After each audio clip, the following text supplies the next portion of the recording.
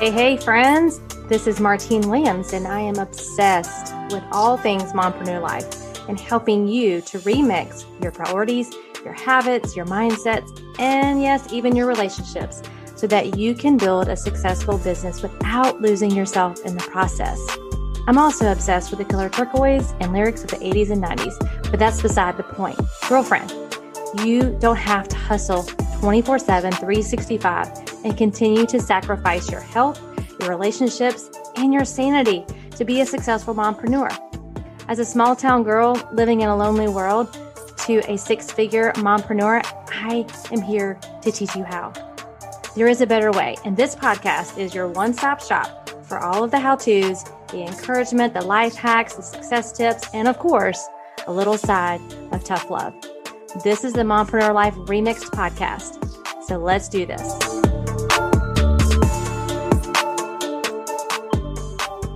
Well, hello, friends. It's Thursday, which has easily become my favorite day of the week because I get a chance to release another episode of the Mompreneur Life Remixed podcast. Today's episode is episode 22, and it's a Turquoise Talk with Eva Rodriguez and our last episode of 2021. What an amazing year it's been. And so thankful for your support of this podcast and of the mission that I'm on to reach mompreneurs and help them to burnout proof their life and their business. So today's guest is with Eva Rodriguez, and we're going to be talking about uncomplicating weight loss. So we know moving into the new year that weight loss or your fitness, that's like one of the number one New Year's resolutions. So we're going to get a jump start on that in this episode. And I hope you will tune in all throughout January as we kind of tackle these different New Year's resolutions and hopefully help you get a jump start and to support whatever New Year's resolution that you have. So I'm going to take like the top 10 New Year's resolutions and bring in experts and share some of my knowledge as well to help you to stay on track so that it's not just another one of those things you say you're going to do. And then in 30 days, it's null and void in your life. So a little bit about Eva. She is a certified holistic health and weight loss coach who helps busy, high-achieving women struggling with their weight to finally feel confident in their curves. Having been there and done that with countless weight loss struggles, Eva knows what it's like to try your best and not see results. And she's now on mission to encourage and empower her fellow boss ladies by helping them ditch the fads and uncomplicate weight loss. And you'll hear in this episode her story of overcoming just the unimaginable. And so that and her hitting her rock bottom moment, which really was the catalyst for her to make the changes she needed to have in her life. And now is teaching other women, other mompreneurs, some of the same things. So you're going to love this episode. And so get your pen and paper ready and let's do this. Welcome back, friends, to the Mompreneur Life Remixed podcast. Today's edition is going to be another one of our Turquoise Talks where you get to hear another mompreneur's story, get to hear her journey. And they're my favorite episodes because while I know that I can provide my story and my lessons and things, it's really nice to be able to hear from people from all different walks of life, different industries, different pasts and struggles and things that they've been through, but also the victory they have had on the other side and the things that they've learned. So I'm really excited today about having our guest, Eva Rodriguez. And did I say that right? Yes, you did. I tried to make it sound kind of like it's supposed to sound in the end. You got it. Good. Well, thank you so much for being on here and being willing to kind of share your story. You have quite the story. So tell us just a little bit about you, your family, and just a little bit about your story to kind of get us started. Yeah, absolutely. I'm so excited to chat with you. And I love your podcast. So thank you for having me. So yes, I am Eva Rodriguez. I am the host of the Uncomplicating Weight Loss podcast and a weight loss coach. I am also an HR executive by day. So I manage a lot. So being a mompreneur and being an executive is a whole lot of things to do. But I've been working for about almost 20 years in human resources. And about 3 years ago, I found myself completely burned out. And I know you talk about burnout a lot on your show. It's one of your passions. And I found myself so burned out and I was overworking, overstressed, and I was miserable. And I was so busy running and, from meetings to meetings and conference calls and all of this that I would often skip breakfast. I would skip lunch. Most of the time I was literally surviving on coffee. I would drink coffee throughout the day. It's like, oh, I can have coffee. I can't eat, but I have coffee. And it's like, I just had to continue to go, go, go. And had no idea at this time what that was doing to my body or my system or anything like that. I was just like, I need to survive. I need to make these things happen and all of that. And then one day I completely, like, my body shut down and I passed out in my office. And I was dehydrated and there was all of this, it was just all this commotion. And I didn't even realize what was going on, but that was my body's way of saying, hey, pay attention. Right? Yeah. And it's that whole idea of like, you might get it in a whisper or you might get it in a, knocked upside the head. And it knocked me upside my head. I usually need a knock upside the head. I don't hear whispers. I know. We would like to say that. It's like, I hear the whispers, but no. That's usually not how it works. So that was my big knock upside the head of just like, you have got to get your life together. This is not how you're going to live the rest of your life. Because my body was like, we can't do this anymore. That was my wake up call. My wake up call was in that moment when I had, paramedics around me and I was like scared. I was like, what happened? I have no idea what just happened. First thing that comes to mind is my son. So I'm a single mom. I have a 10-year-old son and his father died when he was 3 in a car accident. And so being a single mom has always just been just my life. It's what I'm used to. So it's always been a matter of, I have to be strong. I have to always have it together. I have to raise a little boy, teach him how to be a man. I'm not a man, so I don't know how to do that. I'm doing the best I can. Right. So there's all of this pressure of just like, am I getting this right? Am I doing this right? And at that moment, when I'm lying on the floor and I'm going, getting ready to go to a hospital and I'm just thinking about him and the fear and the panic that he would have felt knowing like what happened to my mom. Right now, I don't have any parents. That is what really got me. Like, it really just like, I was like, I have got to change. I have got to figure this out. This is not the way that I want to show up in my life. This is not the way that I want to be a mother to him. Always stressed out, always just like scattered, and I can't focus and I can't give him my undivided attention because I'm working until, 11 o'clock at night. That's not the life that I want to live or the way that I want to model being a person, like, being like an adult in the world. And so that was my wake up call right there. And I realized, it's oftentimes, especially when we are mompreneurs, we think that putting ourselves first, and I know you talk about this on your show, is selfish. It's like, oh, I have to put my kids come first, my partner comes first, everybody comes first. Right. And we have this ingrained idea that like, if I put myself first, then that's selfish. When I learned though, that it's actually the complete opposite. When you're not prioritizing your own health and your well-being first, that's actually what's selfish. Right? Because you're not connected and you're not aware and you're not conscious. Right. And so in the moment, I was thinking like, this is the worst thing that I could be doing right now is putting myself last and not eating what I need to be eating and just surviving on fumes. Right. And so I decided at that point that I needed to make a change. And I'd been listening I used to have a 2-hour commute to and from work, and I would listen to podcasts. It was awful. And I would listen to podcasts, and I heard a podcast and they were talking about health coach certifications. And I was like, that sounds interesting. And so I'm like, let me learn more. So I signed up to become certified. I went through this entire program at IIN, and I fell in love with all things health, just like the entire, just holistic mind, body, spirit, because that's kind of how they taught it. And it wasn't just like, oh, nutrition is all this, or go on this diet. And it wasn't any of that. It was start from within. Like, let's start with like what's going on inside and how that manifests as health or as not being healthy. Right. And all of these things started falling into place. And the other thing that happened right after my son's father died, it was 2015. In 2016, my mother died of cancer.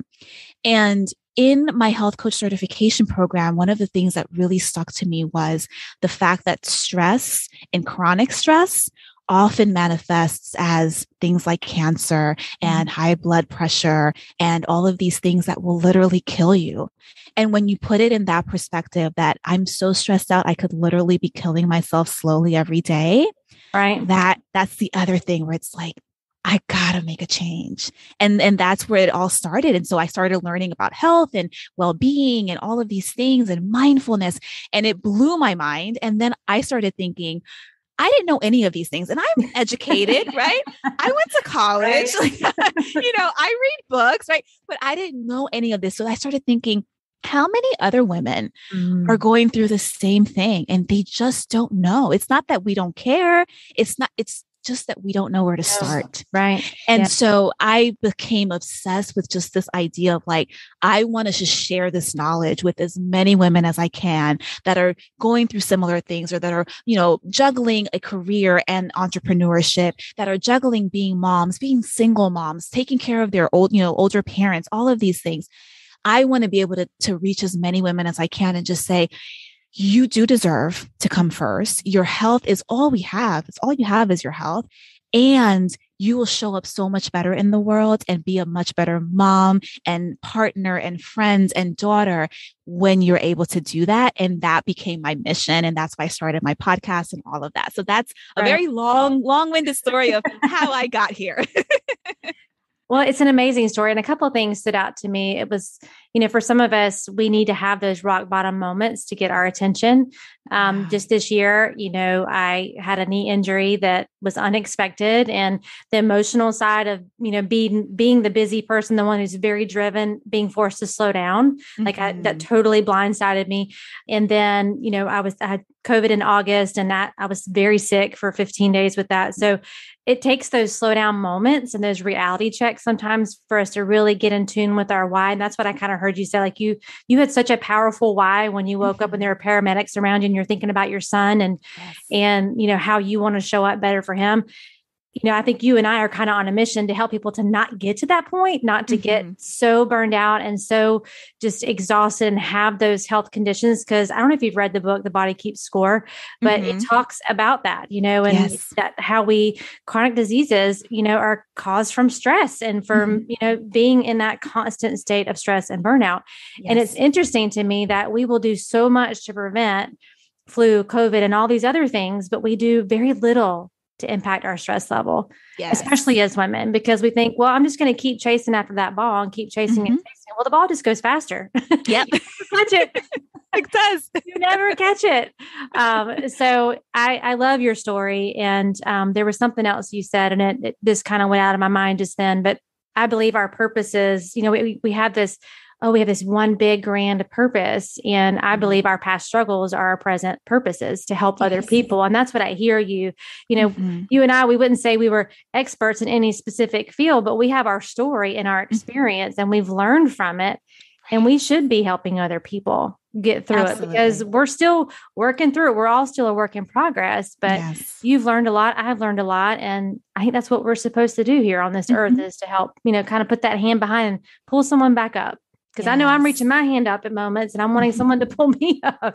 Absolutely. Out of it. So yeah, absolutely. And I think that our stories, right? It's like, that's what gives us depth and that's what allows other people to relate. Right. And it's like, I can see, I went through something so similar. And I often hear when listeners reach out to me, they're like, it just really touched me because I've been through something so similar. And I know what that feels like. And knowing that I can say, I made it through and it was hard. And like, I was dragged through hell, but I made it on the other side and you can too.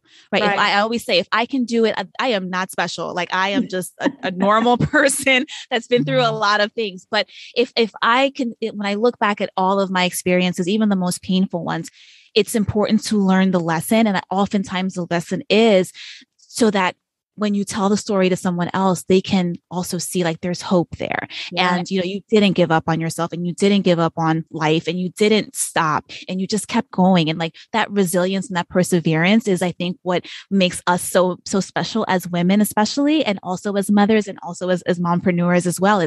It's not an easy journey, right? All of the things that we want to do, it's not an easy journey, but the fact that we can help each other along the way and say, I was able to lose the weight and I didn't have to do all of these like starvation things. Let me show you how. Or I was able to like learn to balance my time and my, better time management because I did it wrong for a long time, right? Being able to say that versus coming from like, I'm an expert. I know all the things. I've never struggled. It's like, I've never Like, what struggled planet with do it. you live on if that's you? Right. And then Not this one. exactly. It gives us our color and our depth. And I think, when I look back, people have often asked me, do you have any regrets? And I'm like, my life has been hard, but I don't regret anything at all because it's made me a very empathic person. It's made me a very kind person. I'm able to offer compassion and show people how to be compassionate and graceful to themselves because I wasn't always kind and compassionate to myself. And I see how that turned into this big spiral of me becoming literally physically ill. So like if I can tell someone that story and they can just take one thing from it, it would be that. It's just that, all of the things that we go through in life just really truly do make us stronger. It really truly does. So like no regrets, but for hopefully someone can avoid some of the mistakes that I made along the way, which is also why I like to share these stories. When we talk about burnout, I mean, it kind of shows up different, for different people. So yours was very deep, and very medical. Others, it's just this feeling of, lack of passion, lack of focus, all of those things. And everybody's time frame for healing is also different. Yes. So just to kind of give people an idea, because there may be someone who's listening who is where you were. Like they're in that dark, dark pit right now. And they're like, I want to hold out for hope, but like, how long is this process going to be for you? Like, how long do you feel like it took for you to kind of pivot and shift and get into rhythm where you were like, okay, I'm putting myself first and this feels good? Yeah, that's a great question because I think in the very beginning of my grief journey, so after, losing my son's father, that was sudden, it was unexpected. Losing my mom, I knew she was sick and I knew what her time was coming to an end. So there were two very different types of death that I had to learn how to cope with. And so that was very difficult in and of itself because I didn't allow myself, goes back to just grace and compassion with yourself. I didn't allow myself the space to grieve or to mourn losing two people that I loved very, very much that had a significant part of in my life. And so I ignored it. So it's this idea of like when you start resisting things and you're pushing down that beach ball under the water, you're like, go, I don't want to deal with it. I don't want to deal. And you keep pushing it down. Not today. Right. But the thing is, it always comes up. Like it's always going to come up. It will show up. It'll come up in one way or another. So it's like either you face it now or you face it later, but you're going to have to face it. That's a very hard lesson I had to learn was it's like, you can't avoid feeling pain. You can't avoid feeling heartbreak. You can't avoid it. But I tried really hard for quite some time to avoid it. So that was a big part of my whole learning and healing journey. And then once I had that moment when I was like, okay, I need to get it together. Like this cannot happen again. Like I need to get it together. And that happened a little bit quicker where it's like, but again, it was very extreme for me. It was just this idea of, as you said, my why became so compelling where it was like, before it was like, if you think about health from like a tangential level, right? It's like, yeah, I want to be healthy. Sure. I want to be able to, fit into this dress. Like, yeah, that's not necessarily compelling. It's for everyone, right? It's when you have a situation where it's like, I have to get my life and my health together because my son needs me. Because if I am not, he will have nobody. That when your why doesn't have to always be so like, so intense, but that's what drove me. That's what drove me to be very intentional from that point forward about what I was doing and to become a learner, just like educate myself because there were so many things that I didn't know. All I knew in that moment was my body is telling me something. I don't know what it's telling me yet, but it's telling me we can't do this anymore. Right. And it made me get out of like, just like survival mode and into myself. And it's like, now I need to pay attention to what I'm actually truly feeling. And what I was feeling was pain. Yeah. And I was escaping it, you know, and I was feeling grief and it was so heavy that I just didn't want to deal with it. So instead of dealing with it, I tried to ignore it and push it away and eat ice cream at night and drink wine and do these things versus feeling the pain. And if I've learned anything, and if I could say anything to the listeners, it's it's pain does hurt, but we have to feel it. We just have to find a way to just feel through it, because once you're able to be okay with feeling any of those emotions that are uncomfortable, nothing can take you off your course. Right. It's when we don't want to feel it, that's when we start doing reaching for all kinds of stuff until it catches up to you. Because you said, we keep chasing it, it'll keep coming. It's just like we're going back and forth. But once you get to that place where it's just like, okay, I think you say it, you said this earlier, it's like the slowing down part. It's just like, when you slow down, it feels really uncomfortable. It's like, oh no. Oh, yes. Now I have to feel. I have to feel, and I don't want to feel. I think also for, I feel like you're probably a lot like me, like people look to you for that encouragement and that strength. And that's the person that you are, and you are empathetic and you are compassionate. And so when you're kind of dealing with your own stuff and you're not able to show up in that way, it makes you want to push it down even more, because you're like, no, but I need to be that encourager for this person, and that's really the last 2 years, kind of the journey I've been on with allowing myself to feel the pain. And like, I'm not going to be able to push through this. I'm not going to be able to muscle my way through this. I need to just sit in it. And it was very uncomfortable, because no one puts this pressure on me more than myself, but I love to be the encourager. That I know that's my gift that I've been given on this earth. And when I couldn't do that, it was really tough. Yes. But now I can do it from a better place, because now I can be more empathetic with people who do have true emotion. And I don't just see it as drama, because that's kind of how I saw emotion for a long time was, well, they're just being dramatic. And that's not true. Yeah, no, it's a human experience, but it's true. It's so true, because initially where it's just like, when we're trying to not feel it, it's like, I don't want to go down that road. Like, it just feels like I'm like indulging in the melodramas. And I used to be the same exact way, because I'm just like, just be strong and go. Let's just, you know what I mean? Like, let's make moves. Your big girl panties up and deal with it. Yeah. Yes. We got to make moves. We don't have time to sit there and cry. And I used to be that. I'd be like, I don't want to sit here and cry. Why? This is so unproductive, But again, it's like, if it's judging it, we judge it, right? We judge ourselves, we judge our emotions. And that's one of the things I've learned. And that takes some time to really come to grasp with, like, it's okay to not be okay. Yeah. It is okay. It's okay to say, hey, I am not okay right now. It's okay. Yeah. And when we have people that look up to us, that are depending on us, that do want us, they look at us as like that strong person, or like that anchor, or like, you're the rock. It's like, yes. And I also struggle sometimes. Yeah. And I also have anxiety, and I also wake up some days and I don't know what I'm doing. I don't know. I don't even know what day it is sometimes. Right. And I'm also all of these other wonderful things, but we're so multifaceted. And I think when we are, when we kind of we're in that go zone of just like, be a leader, be powerful, be strong. But there's also the soft spot side. And there's also the alternative, which is, and sometimes you just have to cry. And sometimes you're angry. And sometimes I'm weak right now. Sometimes I need someone to be that person for me. That also took me some time to get used to, because I'm so used to like, let's just fix it. I'm going to fix it all, you know? Yeah. Oh yeah. Fix it instead of feel it.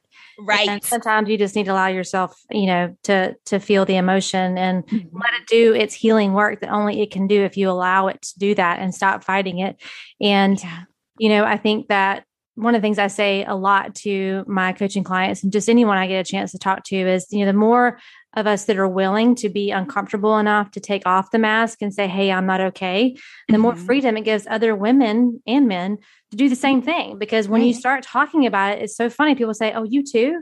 Like, I'll never forget when my husband first shared his anxiety story and how, he was having panic attacks, and this has been a 10-year-long journey, but his friends would be like, oh, I didn't know. Oh, you struggle with anxiety too. And you could just feel the weight come off of their shoulders to know you deal with that too. It's just comforting. And the more we can do that, instead of trying to show up as the Pinterest mom or show up like we have it together, the better off we all are, because we're able to talk about these things and not feel like we're less than, or like you said, all the other things don't change about us. We're still a strong woman. We're still, an effective, leader. We're still a great mom and a great wife and all of those things, but doesn't mean we don't have those bad days.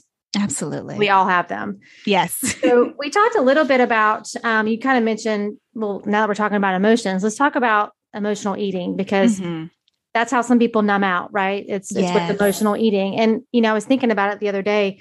I don't remember what podcast I was listening to years ago, and they were saying just how that has been set even from the get-go as kids. Like we celebrate things. Let's go get some ice cream, like in a good way, like emotional eating in a good way. We're happy. So let's go celebrate and get some ice cream. Like it's all revolved around food and it's things we've learned over the years. But when people are battling emotional eating, how have you kind of worked through that? Because you've had a lot. And that was your go-to. That was absolutely my go-to. And it's so interesting because when I became a health coach, I started learning about emotional eating. I didn't even know that was what it was called. I just thought this is normal. When you're sad, you eat ice cream because that's what that makes you feel good. It feels better than sad, right? It feels better than crying.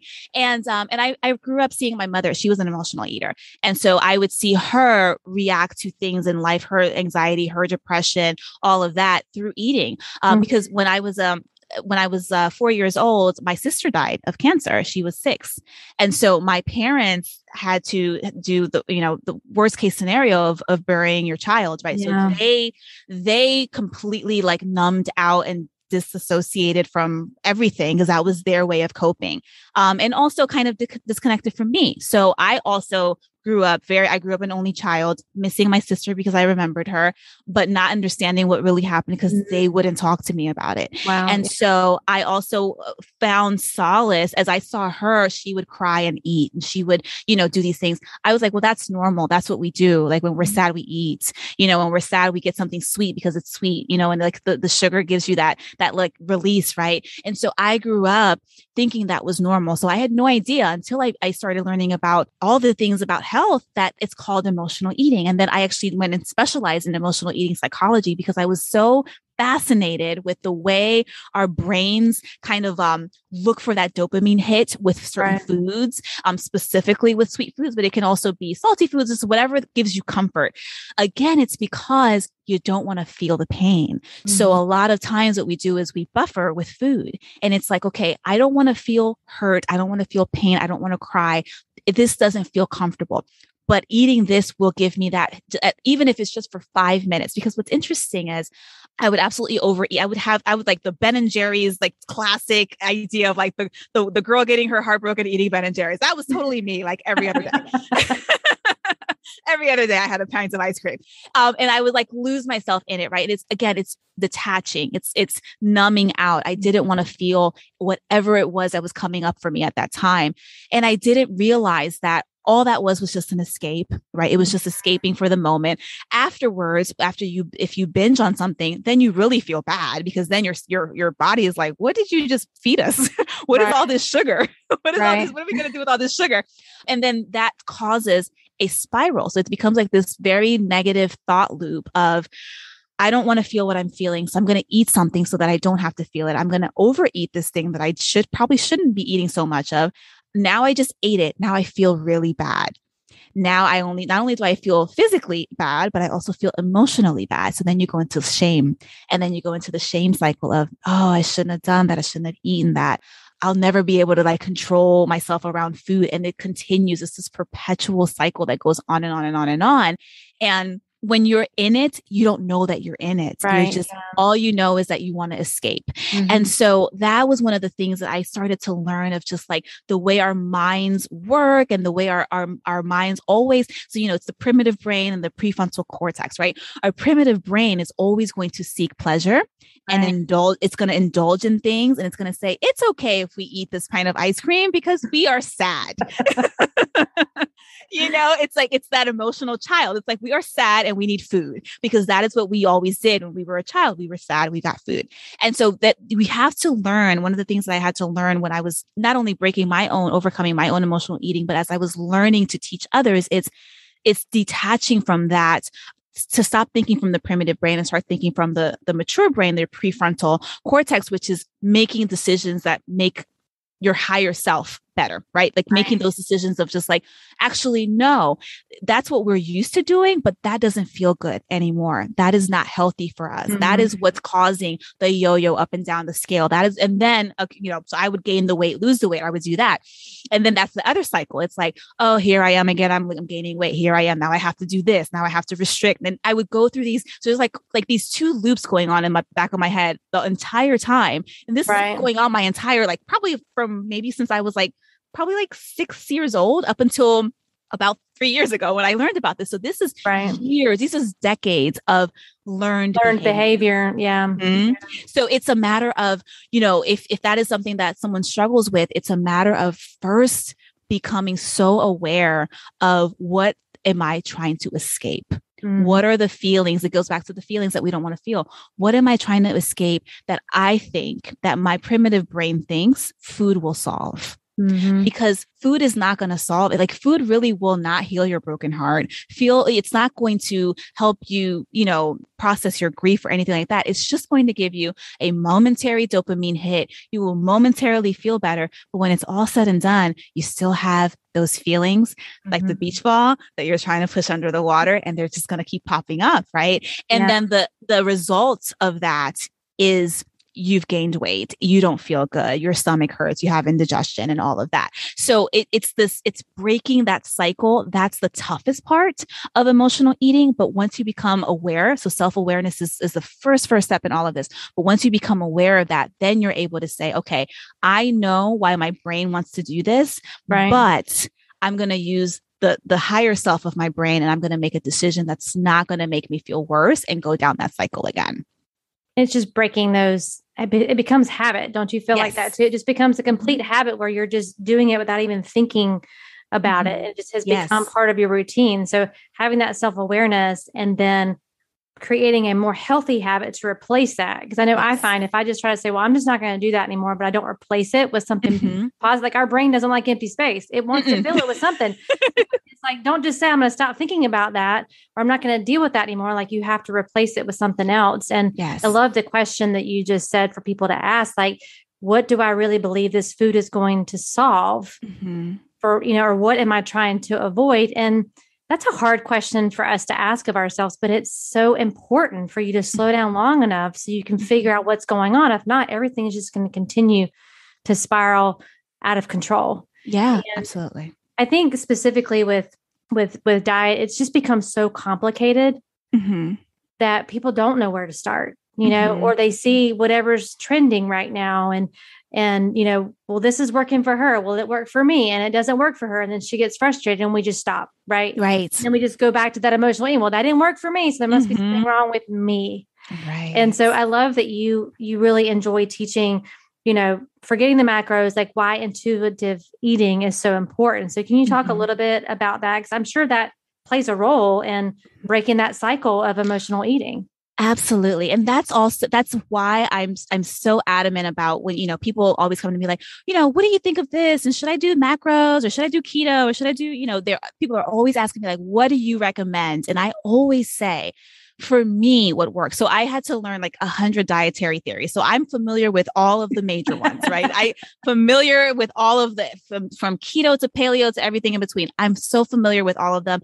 What has worked for me and what has worked for my clients and what I see that's the least amount of pushing that boulder up a hill, so to speak, when it comes to weight loss and when it comes to just being healthy is, for me, it's been intuitive eating. Because what happens is if you start counting macros, nothing wrong with it, but it's a lot of work, right? So you have to weigh your food and you have to do math. Two things I don't want to do. I'm busy.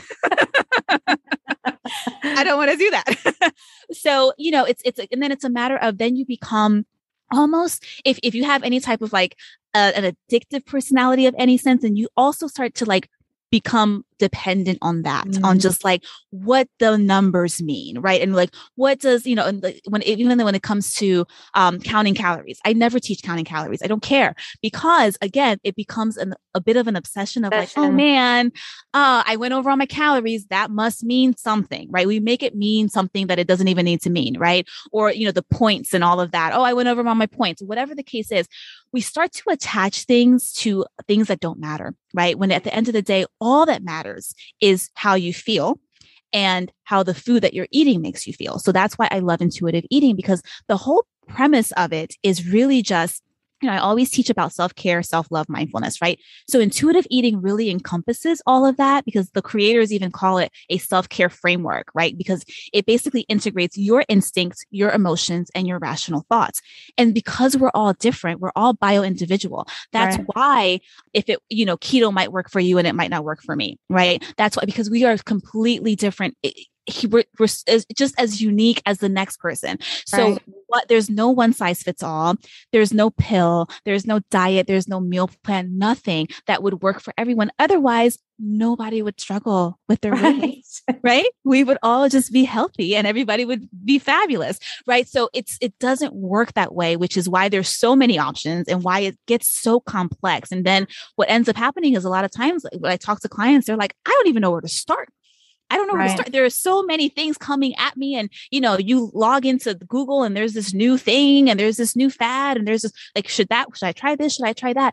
And so when you practice intuitive eating, you're listening to your body and your body will always tell you what it needs if you listen.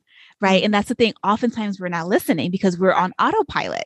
We're on autopilot. We don't, we just got to go. Just tell me what to eat, and it's that whole thing. But it's like, take a moment and really attune to yourself. And you will eventually get to a place where you'll know when you're hungry and when you're full. A lot of times when we're first starting, so like the whole premise is, if I had to break it down to like the simplest form, it's you eat when you're hungry and you stop eating when you're full.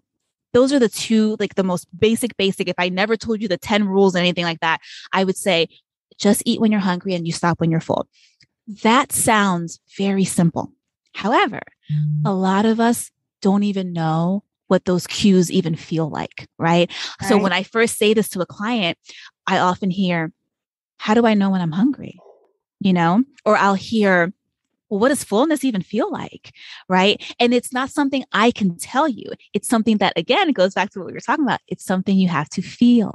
You have got to feel it, and you have got to be okay with feeling slightly hungry, knowing that you won't die if you don't eat right this minute. Right. And also understanding that you eat until you're satisfied and not until your pants don't fit anymore. And you're so you're unbuttoning the top button. Yes. Hoping no one notices. Right. You're adjusting what's going on with your waistband, that if you've eaten to the point where you're doing that, you've eaten too much. Right. That again, that's your body's signal. It's a whisper. Your body's like, hey, we did it a little too much here with this meal. Right. And now we're uncomfortable. And I always say, if you finish eating and you're uncomfortable, you ate too much. Yeah. So then next time, eat a little bit less. Next time, maybe, a third less of what you would normally eat, right? If you normally eat 3 slices of pizza, but you have to unbutton your pants, let's do 2.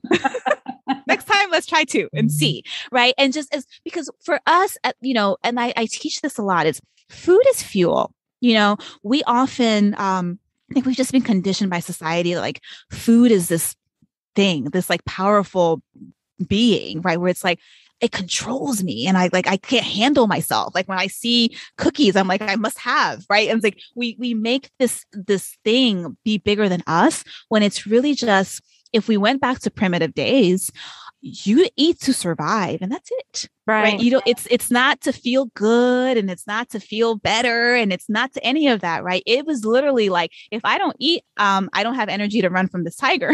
Right. Right. And so that's what our bodies truly, when it comes down to our natural state, that's what your body needs. So when we like depersonalize food being a friend, or something that we can't control ourselves around, that puts the power back in our hands. And so that is what, for me, intuitive eating means. It's, if I'm truly listening to my body, I don't have to eat at 12 o'clock because everybody else is eating unless I'm hungry. Right. I might not be hungry till 2. That's fine. Right. That's my business. That doesn't matter. Doesn't matter if everyone else in the building is eating at 12. I don't want to. Right. And that's okay. Right. Because they are them and I am me. And the same thing with like, going to parties or buffets or whatever. It's like you eat as much as you need to eat. And then the beauty of it is then it doesn't quite matter what you're eating, because I always get questions of what should I be eating? Right. And Yeah. Sure. You should eat more natural foods, right, that come from the earth, and less man-made foods that are coming from labs, right? Coming from, that have chemicals in them. You probably shouldn't eat it. Exactly. It comes in a box, right? If a person in a laboratory had their hands in your food, you should probably just not eat as many of them, right? But then it becomes so eating healthy starts to become a lot easier when you just start listening to what feels good for your body. Because what's so funny is when somebody might say something like, well, I just always want to eat pizza and ice cream and drink wine, Eva. Like, does that mean I get to do that every day? I love it. Eater? Because I'm being intuitive, and intuitively, I really, really want pizza, wine, and ice cream. However, I always say this: if you're truly in tune with your body and your body signals, if you're truly listening to what feels good, then you know that if you eat too much pizza, you're not going to feel good afterwards. And if you eat too much ice cream, same thing. And if you drink too much wine, you're going to get a hangover tomorrow. Right. Does that feel good? Yeah. After the fact? And the answer is no. Right. So it doesn't mean you can't have them, because I love all of the above. And I eat pizza and I eat ice cream and I drink wine, but only until I'm full and I know that I've had enough. And it doesn't make me feel sick, and it doesn't make me feel bad, and it doesn't make me feel guilty or shameful or anything like that. Right. That is why I feel like intuitive eating is the simplest way to lose weight, keep it off, and to not be tied to this like really unrealistic way of eating. I'll never eat this again forever. When you think of it, that this all or nothing thing that the diet industry oftentimes is a pound in our heads. Of course it's complicated. Of course it feels depriving, and it's miserable, because you mean to tell me I can never have ice cream? Like, ice cream tastes good, right? Right. I can never have it again. And so that's why when I teach this concept, it's, you can have whatever you want as long as you're not overdoing it, and as long as you are listening to what feels good. And then and willing to live with the consequences of, if you decide to overindulge, then you're going to feel bad. I think exactly for my husband and I, when we kind of started, we've been kind of in and out of it. We're currently out, but trying to get back into intuitive eating. He was one of those, like, he would get hangry, right? If he, and he didn't like the feel, he would almost have like anxiety or a panic feeling when he started feeling hungry. And when we started doing kind of more intuitive eating and really removing things from our diet and our nutrition, and we realized how bad we were feeling. We didn't even realize it because we've been feeling that way for so long. And I think a lot of people that are listening right now, like, you don't even know how bad you're feeling because you've been that way for so long. Once you start removing some things and really kind of being your own lab worker for, and just really kind of testing your own body, then there are going to be some foods that maybe just don't agree with you, but you didn't know because you're just feeling bad right now. And, we realized that at the end of it, when we were feeling our best, we both said, I feel like I'm in more control of the food than the food controlling me. And that's a huge, like, confidence booster. It wasn't that I was following a specific plan, or I just knew what worked for me. And some things that worked for me didn't work for him. Exactly. And that was just the beauty of it. It was learning about myself and taking the time, because it does take a little bit of time. But I mean, if you're going to be counting macros, that's going to take time too. So exactly. You just wait, which battle you want to fight there. Yes. But I loved that I knew what was working for my body. I realized how bad I was feeling. I mean, for example, dairy, like, I would eat yogurt and that was always my snack and I loved it. But until I took it away, I realized it was not making me feel very good, And so, but then there's other parts of dairy that don't bother me at all. So we're all just so different. And that's what I love about your approach and how you help people to really learn their own bodies and what makes them feel good and what decisions they're going to make. And again, you can eat and drink all that stuff that you want, but you have to know how it's going to make you feel at the end and be okay with that consequence. Exactly. And it's like you said, it's like you're becoming your own detective, right? And you're looking at yourself and how this is all affecting you. And then you make those decisions, because the thing that's so funny is people are always like, tell me what to eat. Listen, I can give you a meal plan all day long. We could do this all day. I can tell you what to eat, but then I'm telling you, right? This isn't coming from you. And then we have a tendency to resist. It's like, then if you don't like what I tell you to eat, you're going to be mad at me. But I don't like it, Eva. And then you'll resist, right? And now you have another thing to resist. And now you're putting another barrier up. So it's like, I can give you suggestions, all that. Of course, yes, I can help with that. But it's so much more empowering when you can say, you know what? Yogurt makes me feel weird. Mm-hmm. And so what can I do about that? Maybe not eat anymore, maybe try something different, maybe replace it with something else. That becomes so much more empowering to your brain, where it's just like, we came up with this because we are so aware now of what's going on inside, versus a doctor, a health coach, anybody telling you, you should eat this or you shouldn't eat that, or that it just feels like more like rules to follow.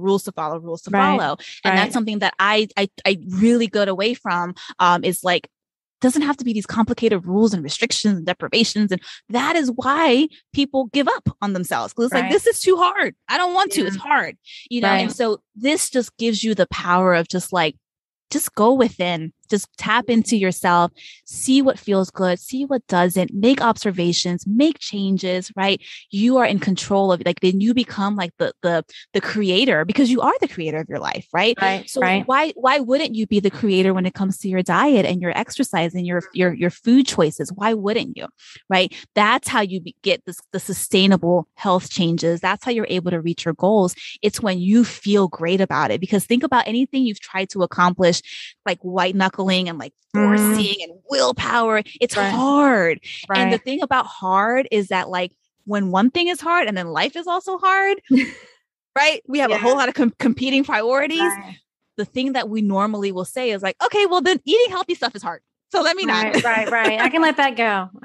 Go. When really that's the part that's going to fuel the other thing, the other hard piece of life that you're trying to get through. But we just have it so backwards in our mind, and it's so accepted in society. And listen, we're not here to say you have to be perfect, never have ice cream or wine or pizza.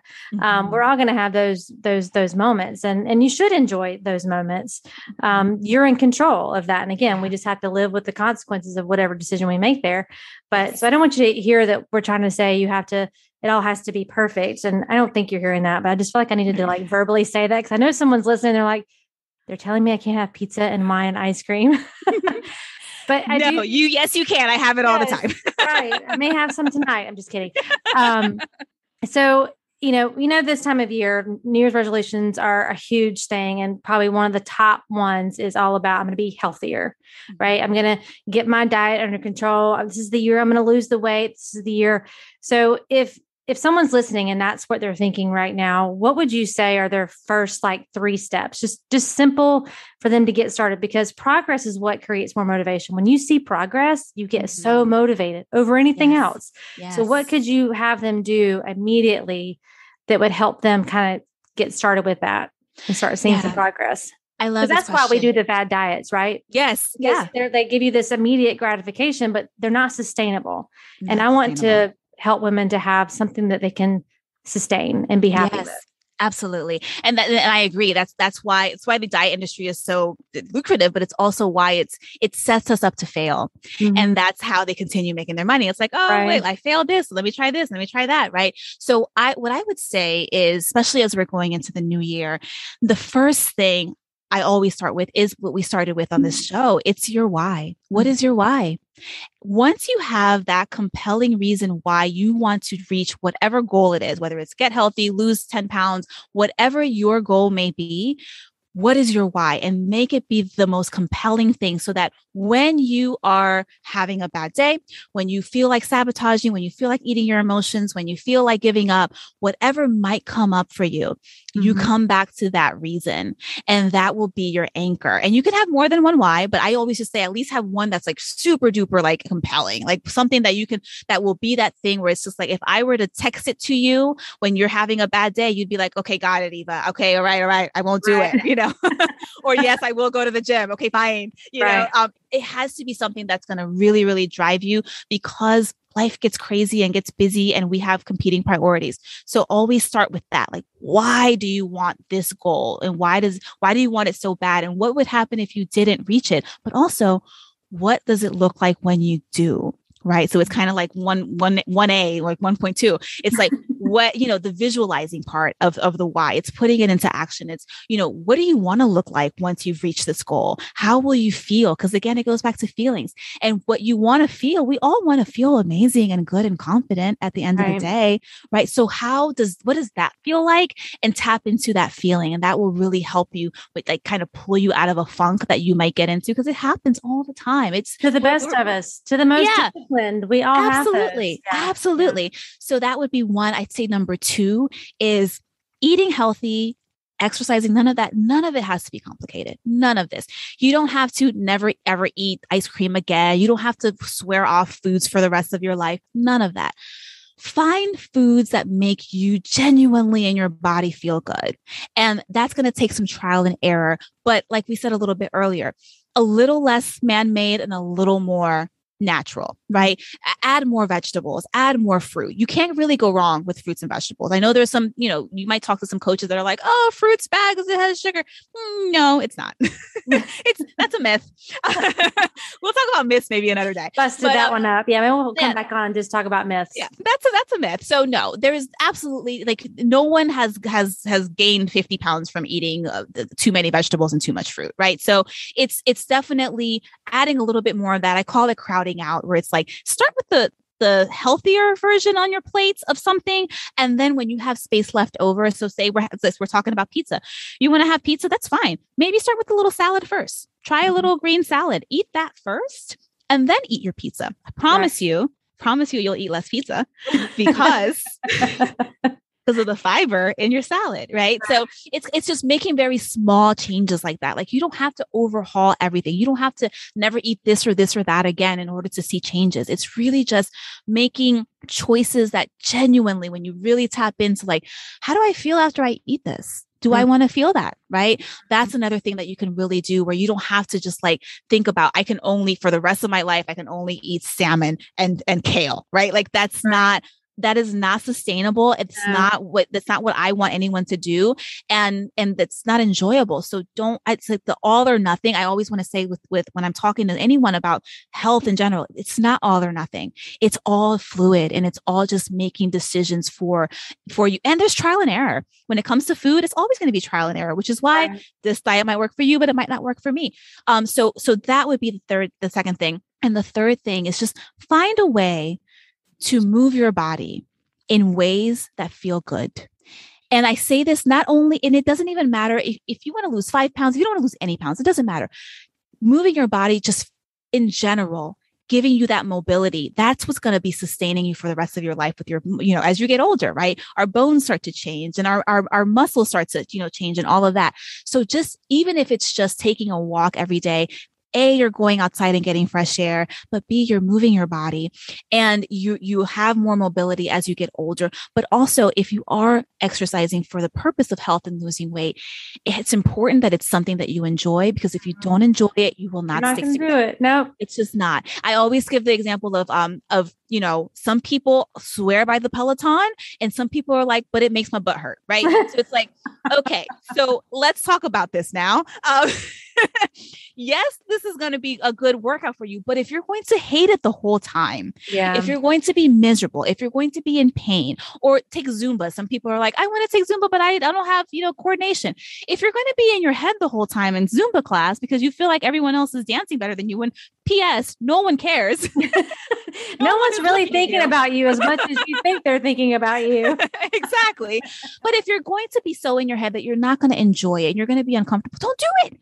Don't do it. Find something that you enjoy doing, and that will make you look forward to working out. Because I used to be the person that's like, oh, I wish I could be that person that enjoys working out. And I don't think I'll ever get there until I found the things that genuinely, just like the foods that make me feel good, the workouts that make me feel good, right? The things that make me feel strong at the end and accomplished, and not like, man, I could have done better, or because it's very easy for us to go into that thought loop of, this is why I don't do this. This is why nothing works for me, and then you kind of go down. And next thing you know, you don't want to show up in class again, or you don't want to, do the workout tomorrow because you didn't feel good afterwards. It should never make you feel insecure or, anything that's like a negative correlation. Otherwise, you will always look at getting healthy as an obstacle or as a thing to do that you don't want to do. Whereas it needs to come from a place of, I'm doing this because I deserve it, because I deserve to be a priority in my life, because I will show up better by taking care of myself. If you approach it from a place of self-love and acceptance and compassion, that's how you make these changes sustainable. And you'll be able to do this beyond January, right? The whole month of January. Right. Like I would do it, you know? And then February 1st comes and we're sitting in front of the couch. Exactly. Yeah. Because of those things, I say those would be my top 3 things to do to really get started there. Well, that's awesome. And I think they are very simple for them to just get started and start implementing. So if you are listening and that is like your top New Year's resolution, which I'm not a big fan. You've heard me talk about not being a fan of resolutions anyway, but if that's what you're sticking with, then these are 3 great ways for you to just get started with it. And I would say track your progress too. And just like you track your, you may track your nutrition, what made you feel good, what made you not feel good. Like just track your progress and be proud of, celebrate every win. Because if you're going from 0 to these 3 things, then just the fact that you got up and wrote down your why that day and why you're doing this is a win. And I think as women, we don't do enough of that, celebrating those small wins. We're just looking at the end goal and then we get frustrated that we're not there sooner. So give yourself some time, give yourself some grace, and there's help out there. I mean, like Eva, who can really help you learn how to do this intuitively. And are there any books that you would recommend for someone who wants to just kind of learn? Is there like your favorite nutrition book that you have, or fitness or health book that you have that you love? Yeah, I think my favorite one is the Intuitive Eating book by the 2 authors of it, because it really explains, it breaks down every single rule of it, but then it gives you that opportunity to like think about how to apply it to yourself. Right. So it's really just like the basis of intuitive eating. I think that's probably one of my favorite, like just like nutrition based books, because it's not telling you what you should and shouldn't eat and do this and do that. It's really just like learn yourself. And once you become the expert of yourself and your thoughts and your feelings, when you become that expert of yourself, life changes completely. Like you are so empowered and so in control. Right. Yeah. Well, awesome. Well, I'll put that in the show notes and all the ways to connect with Eva if you have questions or you want to learn more about how she can help you. We'll put all that in the show notes. So I'd love to just wrap it up. And if you had a chance to talk to all the mompreneurs of the world, what's like the one thing that you would want them to know? Now, this could be about nutrition or this could just be overall. Like, what's the one thing you would want them to know? Oh, that's a great question. I would want every mompreneur to know that you deserve to put yourself first. You deserve to be the priority in your life. And that doesn't mean anyone else is less than anything else. It just means that you will show up so much better. You will be your authentic self, and that will show up in your life in ways that are so much more impactful than putting ourselves last, which we've been conditioned to do a lot, where it's just like everyone else comes before us. Switching that thought around, where it's like, no, I will come first, and then I will be able to be that much better for everyone else and that much more successful. And I'll get more success, more clients. I'll be able to help more people by doing that and showing up as like my best and my strongest self. Right. Love it. Yeah. Well, this was fun. We could literally talk for hours about this topic. I think I have similar missions, 2 totally different stories, but similar missions, and just helping women to take better care of themselves and make sure they can make themselves a priority without guilt. We didn't even talk about guilt. So I'll have to bring you back on and we'll talk about that, because we all have experienced that mom guilt too. But thank you so much for being on the show. This was great. I took some notes for sure. And again, thank you everyone for tuning in to this episode. I'll put all of her information in the show notes for you. And thanks again for your time today. Thank you so much. It was such an honor. It was awesome.